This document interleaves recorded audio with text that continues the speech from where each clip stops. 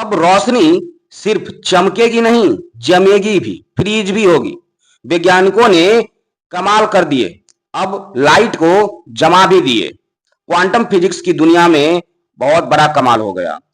रोशनी जो आप लाइट देख रहे हैं, इसको जमाना संभव नहीं था, लेकिन अब संभव है। इसको फ्रीज किया जा सकता है।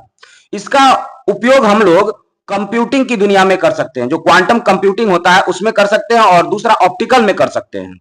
साइंस के क्षेत्रों में जो आविष्कार होते हैं उसके बारे में आज हम चर्चा करेंगे कि साइंस की दुनिया में क्या अनोखा प्रयोग हुआ और क्या खोज हुआ है। नहीं, साइंटिस्टों ने यह अनोखा प्रयोग, जो लाइट को जमाने का, फ्रीज करने का जो काम किया है, यह अनोखा प्रयोग नेचर जर्नल में प्रकाशित किया है। भविष्य में, फ्यूचर में क्वांटम कंप्यूटिंग और ऑप्टिकल टेक्नोलॉजी में एक नया आयाम लेके आएगा, एक नया दिशा प्रदान करेगा। ये जो लाइट को फ्रीज करने का जो काम हुआ है, क्वांटम फिजिक्स की दुनिया में ऐसा चमत्कार हुआ कैसे, जिसकी कल्पना अब तक सिर्फ थ्योरी में ही की जाती थी। जिसकी कल्पना, क्वांटम फिजिक्स की कल्पना, क्वांटम थ्योरी की जो कल्पना है, केवल फिजिक्स में ही की जाती थी, केवल और केवल किताबों में ही की जाती थी, पढ़ाया जाता था। क्या यह रियल में होना संभव था? हाँ, हुआ। इटली के साइंटिस्टों ने पहली बार रोशनी को जमा दिया। यह बिल्कुल वैसा ही है जैसा कोई बर्फ का टुकड़ा हवा में तैर रहा हो। साइंटिस्टों ने का यह अनोखा प्रयोग नेचर जर्नल में प्रकाशित किया गया। भविष्य में क्वांटम कंप्यूटिंग और ऑप्टिकल टेक्नोलॉजी को एक नई दिशा दे सकता है। आखिर कैसे रोशनी को सुपर सॉलिड बनाया गया? आखिर जो लाइट है, लाइट को सुपर सॉलिड कैसे बनाया गया, कैसे यह संभव हुआ? यह रोमांचक खोज के बारे में हम लोग आज चर्चा कर रहे हैं।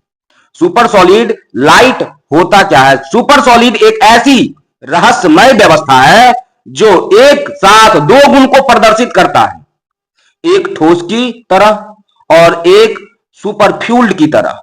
बिना घर्षण के ही प्रवाह किए जा सकते हैं। अब तक यह क्वालिटी केवल बोस आइंस्टाइन कंडेंसेट में ही देखी गई थी। जो आप पदार्थ का पांचवा स्टेट पढ़ते थे, उसी में केवल हुआ था। अब जब बोसन नामक कणों को लगभग 0 केल्विन तक ठंडा किया जाता है, लेकिन अब इटली के एंटोनियो जियानफते और यूनिवर्सिटी ऑफ पाविया के डेविडे निर्गो ने के नेतृत्व में वैज्ञानिकों ने सिद्ध किया कि रोशनी भी इसी तरह का व्यवहार कर सकती है। देखते हैं कैसे साइंटिस्टों ने रोशनी को फ्रीज कर दिया। आखिर ये फ्रीज हुआ तो हुआ कैसे? इस प्रयोग में पारंपरिक तरीके से तापमान घटाकर रोशनी को जमाने के बजाय साइंटिस्टों ने क्वांटम तकनीकों का इस्तेमाल किया। उन्होंने गैलियम आर्सेनाइड प्लेटफॉर्म पर माइक्रोस्कोपिक रीज बनाकर फोटोन को इस तरह नियंत्रित किया जैसे कि किसी ठोस पदार्थ में इलेक्ट्रॉनों की तरह व्यवहार कर रहे हो। इसके बाद क्या हुआ? एक लेजर बीम की मदद से उन्होंने पोलेरिट्रॉन नामक हाइब्रिड लाइट मैटर्स पार्टिकल्स बनाया। जब फोटोनों की संख्या बढ़ी तो उन्होंने सैटेलाइट कंडेंसेट का निर्माण देखा, जो सुपर सॉलिडिटी का संकेत था। इन कंडेंसेटस ने एक खास पैटर्न बनाया जिसमें समान ऊर्जा होने के बावजूद विपरीत तरंगे की संख्या थी, तरंगे की संख्या विपरीत थी, जिससे साबित हुआ कि रोशनी सुपर सॉलिड अवस्था में प्रवेश कर चुकी थी। यह खोज, अगर बात करें, यह खोज क्वांटम टेक्नोलॉजी में एक नए दरवाजे खोल सकती है। सुपर सॉलिड लाइट का उपयोग क्वांटम कंप्यूटरों के लिए ज्यादा स्थिर क्वेट्स बनाने के लिए किया जा सकता है, जिससे कंप्यूटर की प्रोसेसिंग पावर जो होगी कई गुना बढ़ जाएगी। इसके अलावा यह खोज ऑप्टिकल डिवाइसेस, फोटोनिक सर्किट्स और फंडामेंटल क्वांटम मैकेनिक्स रिसर्च में भी बड़ी क्रांति ला सकती है।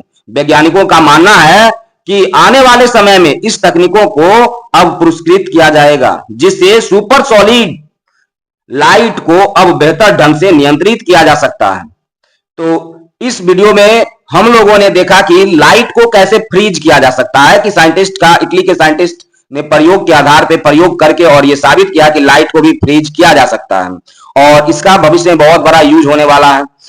और इससे जो कंप्यूटर की दुनिया में है प्रोसेसिंग पावर बढ़ाई जा सकती है, फोटोनिक सर्किट्स बनाए जाते हैं, फंडामेंटल क्वांटिक्स में भी, क्वांटम फिजिक्स मैकेनिक्स में भी, रिसर्च में भी काम आ सकते हैं। इतने सारे यूजफुल चीजें थी।